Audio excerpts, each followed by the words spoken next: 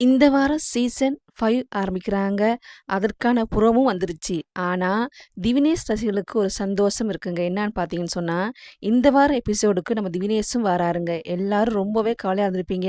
திவினேஷ் பாடல எப்ப கேட்கலாம்? எப்ப கேட்க போறோம்? அப்படி எதிர்பார்ப்பு எல்லாத்துக்கும் இருந்திருக்கும் இல்லையா? அது எல்லாத்துக்கும் சேர்த்து வச்சு தாங்க இந்த வாரம் திவினேஷ் வாராரு. ஸ்வேதாவும், ஸ்ரீசரும் மேடைக்கே போயிட்டு திவினேஷ கட்டி புடிச்சு தூக்குறாங்க.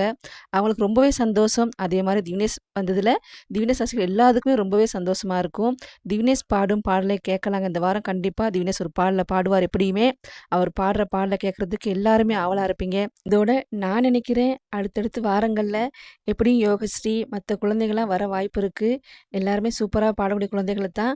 அவங்களும் இவங்களோட சேர்ந்து பாடுறதுக்கு நெறைய வாய்ப்பு இருக்கு. எப்படியும் கண்டிப்பா ஒரு எபிசோட் நடக்கும். ஜூனியரோட சீனியரும் சேர்ந்து பாடுற ஒரு எபிசோட் நடக்கும். கண்டிப்பா அது நடக்கும். வழமையா நடக்கிறது தான். அதுல எல்லா குழந்தைகளும் பாடுறதையும் கேட்கலாம். அதே மாரி இந்த வாரம் திவினேஷ் ரசிகர்களுக்கு சூப்பரான விஷயம் நடந்திருக்கு. திவினேஷ் வராரு.